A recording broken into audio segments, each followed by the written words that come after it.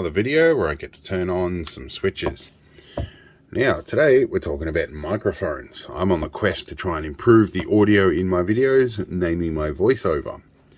Traditionally, I will either use my phone or I will use this little electric condenser microphone that is inside a block of acoustic foam.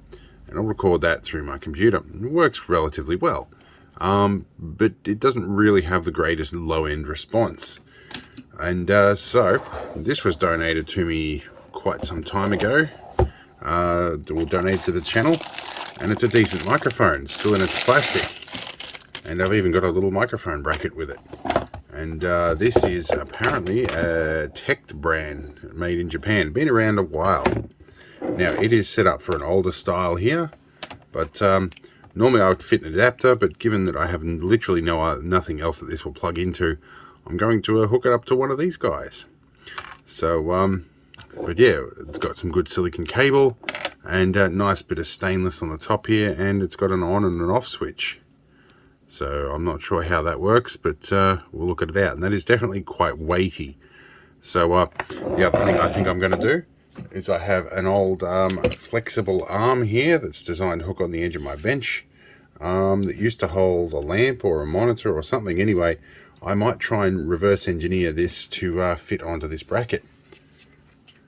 The main reason being is that can clamp onto the upper gantry of my desk up here and sit right beside me when I'm talking. So you should be able to hear me nice and clear with a good bassy Barry Manilow bass. Alright, first order of duty here is snip off the old connector, and we'll do a pin out on that. And unroll all our extra cable, which I think I will leave on because a little bit more cable is better than not enough in this case. Let's just see if we can get it to strip silicon cable. Silicon cable is a little trickier than average to do. Very nice bit of shielding on this, and I'm pretty sure we'll have a single center conductor. Let's just twist this around, and we should have a single conductor, which is a coaxial conductor, or it's rather, it's got a dielectric in it, which is nice. Good RF grade stuff. And we will be connecting these two connections together for the center, because when they're inside the socket, these two will connect to both the left and right channels, and we'll have balanced audio at least. Or if we plug it into a microphone socket, there will be only one connection for that. Anyway, let's get the soldering iron nice and hot. Alright, warm up our soldering iron. Get that hot. I need to fix my good old Weller. It's got some problems as well. The other thing we're going to do is bring our fume extraction over and have our spare mouse kamikaze, and we're going to go fan out. Alright, the important bit is done. All this stuff's threaded down the line. We are going to try and thread this through both of these holes like so, and pull up. Alright, our iron is at a nice steady 400. We're going to just tin the tip. I've got the chisel tip on today. I'm going to start with this one just a bit and put a little bit into that one. Pretty much all we need for that, and we're going to trim you off like so. Now we do the other one. Alright, so I cocked up a little bit before and realized I had my leads a bit too long. I'm going with an alternative wraparound method to solder onto the back of this, which we'll be trimming down in a minute, and I'll show you why in a second. Now, one thing I find I have quite a common thing with these is the two pins that are, or the arrangement of the ground here and these two center pins, this can bend in and push against each other, and it happens fairly commonly. So I like to wrap this around the back to help with that. I'm going to slide this little piece of acrylic over here, or piece of tubing, and that helps stop this sliding down and shorting them out as well. Now, somewhere way down here is the shroud. Bring that all the way along.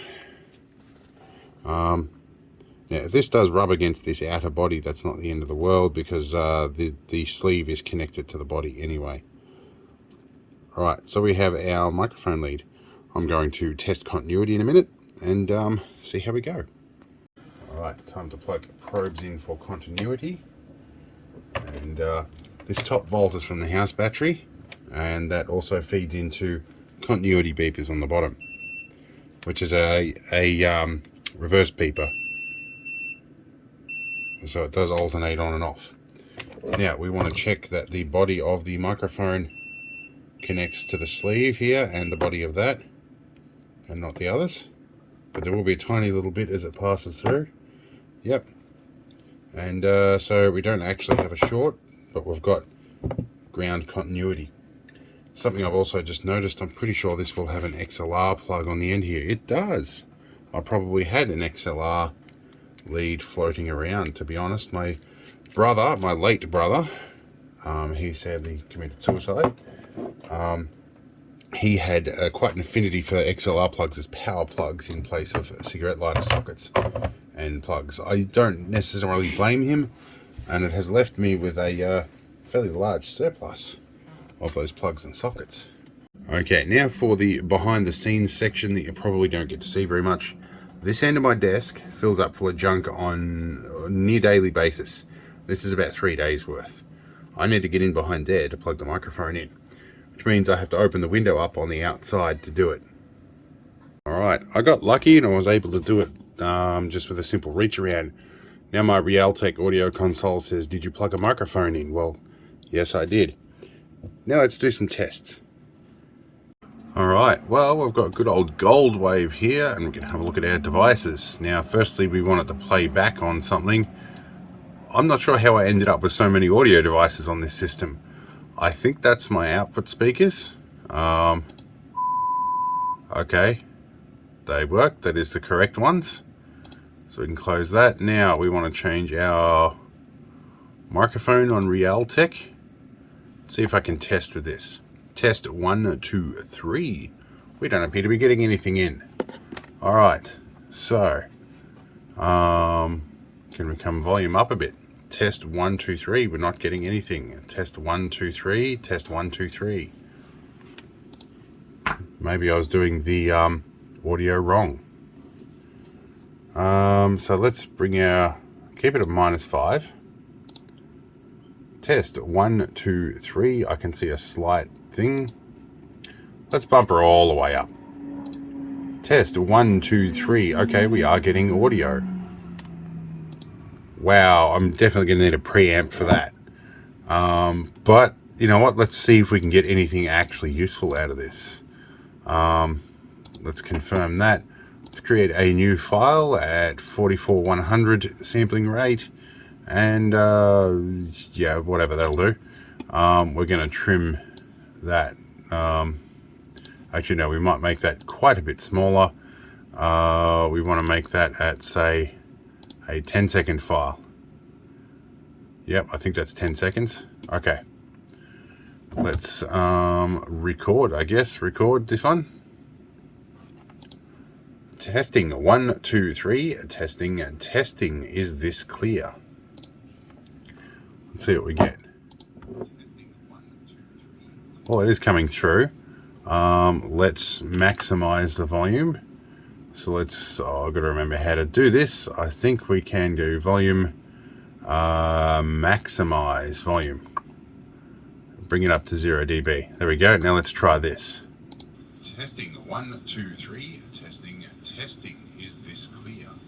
Well, it's nice and clear, but there's a little bit of hiss in the background. Okay, we have some pieces assembled. Now, my initial thought was to just get a bolt that fits straight into this. But firstly, I don't have any bolts that big or that thread. I'm pretty sure that's an Imperial thread that's been standard through audio gear for donkey's years. Also, I'd have to make this hole ridiculously big, which there's a piece of double-sided tape over the top of that I need to peel off. Get that out. So I thought, rather than do something sensible like go and buy a bolt for it and drill it out, I could use hot glue, because I love using hot glue on stuff. Now, if this were metal, I would probably just heat it up with a gas torch. But it's not, so I'm going to have some fun here. So, let's get just a little bit of gas going here. We don't need much. Get our hot glue nice and hot. Do not get this on your hands, boys and girls. This stuff will take skin away with it when it comes off. Don't ask me how I know that. Won't be the prettiest look, but it will certainly work. The other way I could have done this probably is with epoxy. You know what? I think I'm going to just drop this in cold, because it will probably go in, and I've realized that the threads might help create a registration in there that will hold it on. Now that I'm finished gluing, I do want a nice flat face on the edge of this so that it creates a bit of a grip. So I'm going to use the little spudger tool that I got from Tinkerman Mick, that everybody seems to like seeing.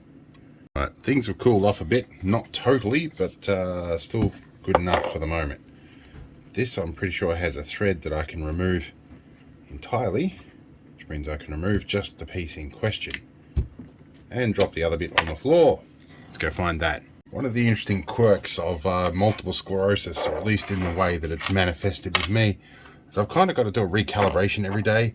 The way I perceive the world and the sensation in my hands varies every day. So there's I've got to do a bit of relearning. Now this will definitely fit in there, but the thing I neglected to check was, would this nut actually fit between those pieces? And the answer is probably not quite. Alright, so I had a bit of a think. Snuck off into the shed and I got the bench grinder out and ground two sides off the nut a little bit. I was going to like melt away plastic and hot glue and a bunch of other stuff, and I thought all those options would pretty much negate the structural integrity that I'm trying to keep. However, looking at this, I may well need to shorten that bolt a bit. Okay, so a hacksaw and a bench grinder later, we have ourselves a nut in the right position. I nutted properly. There you go. Alright, here's our top section. That goes on like so. A little bit awkward to do this, and the plastic thread that fills me with great sense of strength and reliability and longevity. It should give us a bit of the ability to firm this up a bit if we need to lock it in place. We'll leave it slightly loose for now. Alright, this works quite well. It's hooked up along here, and I can position that where I need to. I can rotate it round, I can swing left and right. That can even, if I undo this elbow, can even hang up a bit like that. However I need to. There is a little bit of rotary capability in this if I need to as well. And I can swing this all the way upwards and out of the way and out of my head zone for storage. In fact, let's test that now. Alright, it folds up out of headroom very nicely, and I can just swing it out when I need to. I can sit up near the VIC-20 there.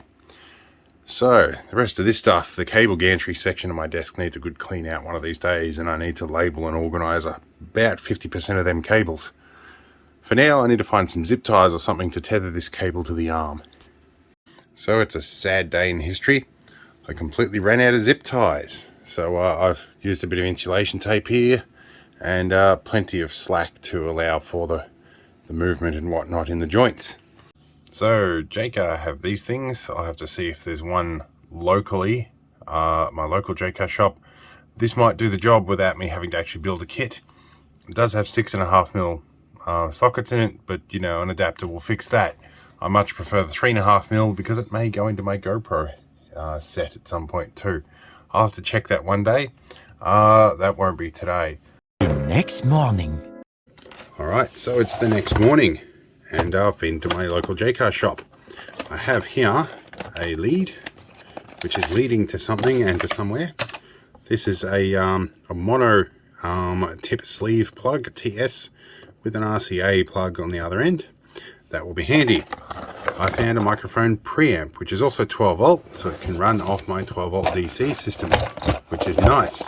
And that means I can hang it off one of these auxiliary switches up here. And this is RCA input and output, and it has left and right, but when we're talking about phono, that really doesn't matter. And the output to the amplifier doesn't matter when I'm using a bridged output anyway. So for microphone stuff, it's fine. And we have an input select.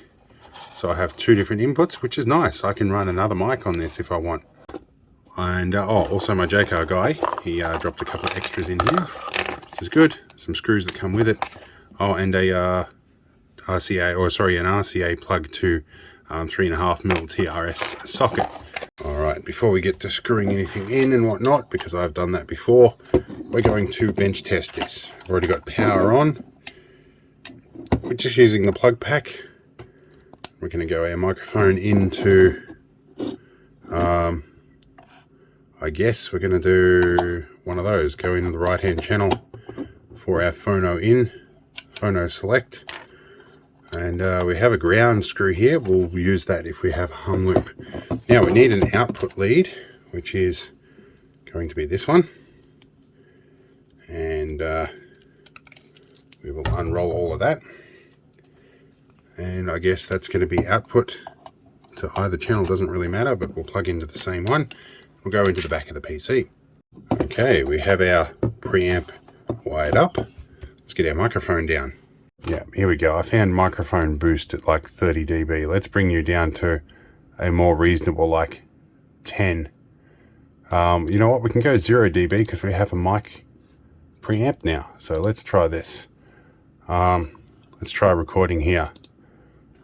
Let's go test 1, 2, 3, and we'll turn our gain up until we see a nice volume level on here. How are we going? Let's see what we get out of this.